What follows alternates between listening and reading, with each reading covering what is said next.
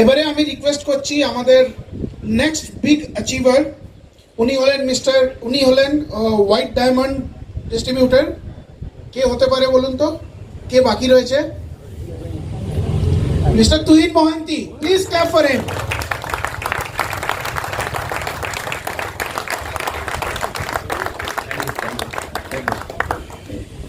Johnny? Yes, Papa. Private job? Yes, Papa. BP sugar? High पापा। Private job होगा, BP sugar भी बढ़ेगा। Jaguar का सपना कौन पापा? लेकिन हम सब खुशनसीब हैं कि हम लोग प्राइवेट जॉब से नहीं है, बराबर। तो यहाँ पे जितने सारे लोग हैं, कितने लोग मेरे को पहली बार देख रहे हैं? ऐसा कोई है क्या? नहीं है कोई?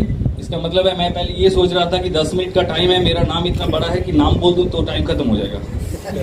तो अभी मौका है, नाम बोलना नहीं पड़ेगा। जो बात ये है कि प्राइवेट जॉब में तो जागुआर नहीं मिल सकता है, लेकिन आप खुशनसीब हो कि नेटवर्क फील्ड में जब पंछी आसमान में उड़ता है तो क्या होता है, कभी कभार ऐसा भी होता है कि बारिश आती है, कुछ होता है, तो ज्यादातर पंछी क्या करते हैं पता है आपको?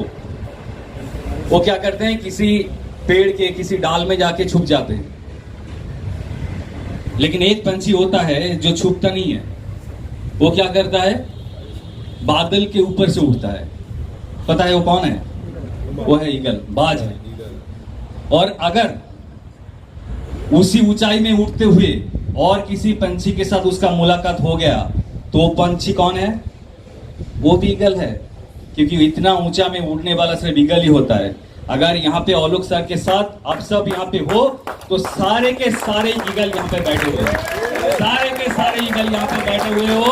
बस सिर्फ 2-4 दिन का इंतजार है। लेकिन जब आप बड़ा कुछ करने जाओगे तो क्या होगा? कुदरत आपका इम्तिहान लेगा, नेचर टेस्ट। किसी को बख्शा नहीं, कुदरत ने किसी को बख्शा नहीं। आपने, मैं ज्यादा तो समय नहीं है पर थोड़ा सा एक एग्जांपल दूंगा आप लोगों को। रामायण कितने लोग पढ़े हैं? थोड़ा हाथ ऊपर कीजिएगा। रामायण कितने लोग पढ़े हैं? अच्छा, हिंदी पे सबाई कम्फर्टेबल तो?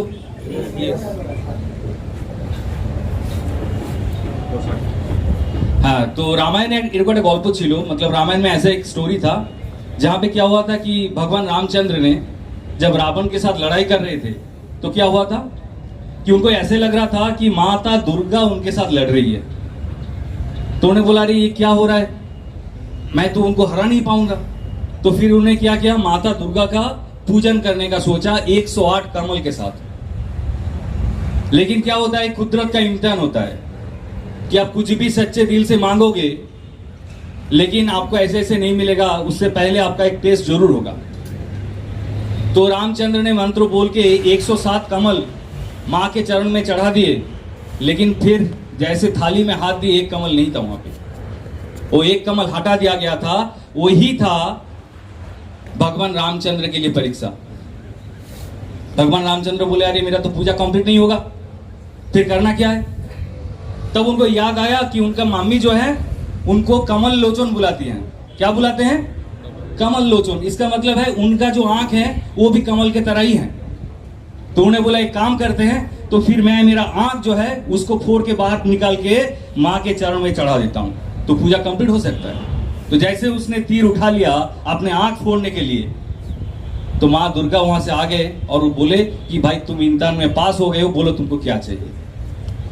अगर कुदरत ने भगवान रामचंद्र जी को भी नहीं छोड़ा तो हम लोग तो बहुत ही छोटा सा इंसान है, हमें तो प्रॉब्लम होगा ही होगा, है कि नहीं? प्रॉब्लम होगा, लेकिन उस प्रॉब्लम के अंदर जो लोग टिक पाएगा वो ही आखिर में बहुत बड़ा कुछ करने वाला है। 2 मिनट और लूंगा आप सबसे। ये स्टोरी के साथ मैं ये आज का मेरा सेशन खत्म करूंगा। ये स्टोरी है, महाभारत का एक स्टोरी है। थोड़ा माइथोलॉजी में ज्यादा घुसता हूँ क्योंकि मेरे को लगता है कि माइथोलॉजी में ऐसे सारे चीज हैं जिसको आप पढ़ोगे, जानोगे। ये कोई धर्म का बात नहीं है, सिर्फ माइथोलॉजी का बात है। इस पे देखिए आप। तो महाभारत का स्टोरी कुछ ऐसा था कि एक बार भगवान श्री कृष्ण और भगवान बलराम दोनों मिलके एक बार जंगल में गए थे कुछ काम के लिए। अभी जंगल में गए हैं और वहां पे कुछ काम करते करते इतना समय निकल गया कि अंधेरा हो गया। जैसे अंधेरा हो गया तो उस जंगल के अंदर रहते थे बड़ा बड़ा मॉन्स्टर रहते थे, राक्षस। तो बलराम जी बोले अरे भाई आप करेंगे क्या, अभी तो राक्षस आ जाएगा और हमें खा जाएगा। तो उन्होंने एक आपस में डिस्कशन करते हुए एक नतीजा निकाला। नतीजा क्या है? नतीजा कुछ ऐसा है कि पहले एक सोएगा, दूसरा क्या करेगा, उसको गार्ड करेगा, मतलब उसके चारों ओर ऐसे टू एंड फ्रो करके गार्ड करेगा, बराबर। अभी पहले क्या हुआ कि पहले बलराम जी सो गए और पहले श्री कृष्ण जी को सोना था, वो पहले सो गए और बलराम जी उसको गार्ड कर रहे हैं, चारों ओर घूम रहे हैं। और दूर से उनको क्या दिख रहा है कि एक मॉन्स्टर, बहुत बड़ा सा राक्षस, उसका आंख जो है वहीं से जैसे आग का गोला निकल के बाहर आ रहा है और वो इतना जोर से भी साउट कर रहा है। तो उसको जैसे देखे बलराम जी तो थोड़ा चौंक गए। जैसे चौंक गए तो वो देखा जो राक्षस था जितना बड़ा था उससे भी बड़ा हो गया और वो उससे भी ज्यादा जोर से आवाज निकलने लगा। फिर वो और भी चौंके और क्या देखे, राक्षस और भी बड़ा हो गया और ऐसे ऐसे बड़ा होते होते इतना बड़ा हो गया कि लास्ट में बलराम जी क्या किए, उनका जो ज्ञान था वो भी नहीं रहा, वो मिट्टी में गिर पड़े। लेकिन मिट्टी में गिरते गिरते मुंह से एक ही शब्द निकाले, वो है कृष्ण। ये बात सुन के कृष्ण भगवान क्या किए, वो खड़े हो गए। उनको ऐसा महसूस नहीं हुआ, उनको ऐसा लगा कि बलराम जी को नींद आ गया था इसलिए वो सो पड़े और मेरे को बुला लिए। और वो क्या किए, वो चारों ओर उनका पहरा देने लगे। फिर मॉन्स्टर ने क्या किया, और भी तेज से चित्कार किया, बहुत जोर से शोर किया, आंख का गोला एकदम आंख से निकल रहा है। लेकिन भगवान श्री कृष्ण ने उनको बोला कि अरे भाई तू चुप हो जा, मेरे भाई यहाँ पे सो रहे हैं, तू शोर क्यों कर रहा है। जैसे वो चौंके नहीं, उल्टा उसको फेस किए, उसी वक्त क्या हुआ, राक्षस जो इतना बड़ा हो गया था छोटा हो गया थोड़ा। जैसे छोटा हो गया वो और भी जोर से चिल्लाने लगा।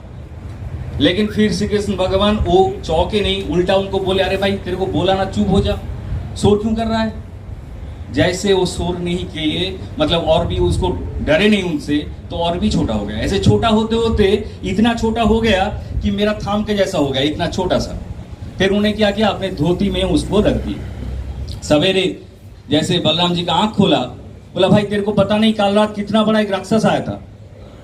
तो भगवान श्री कृष्ण ने उसको राक्षस को निकाला, एक थाम जैसा इतना छोटा सा, बोला यही राक्षस था। बोला हाँ, लेकिन तो बहुत बड़ा था। तब श्री कृष्ण ने एक बात बोला था जो मैं आप सबसे शेयर करना चाहता हूं।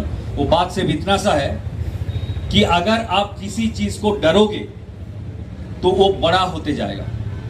और बड़ा होते होते इतना बड़ा हो जाएगा कि आपका जो पूरा कंट्रोल है वो ले लेगा। लेकिन अगर आप उसको डट के मुकाबला करते हो, उसका फेस करते हो, तो छोटा होता जाएगा और छोटा होते होते इतना छोटा हो जाएगा कि अपना पूरा पकड़ में आ जाएगा। मैं आप सबको यही बात बोलता हूं कि डरिएगा मत। ये साल एबीएस ग्रुप जो सोचा है वही करके दिखाएगा। 1000 कार आएगा, 200 लोग 2 लाख रुपया इनकम करेंगे, क्योंकि हम सब यहाँ पे हैं। अगर ऑलोक सर कर सकते हैं तो हम भी कर सकते हैं। Thank you very much.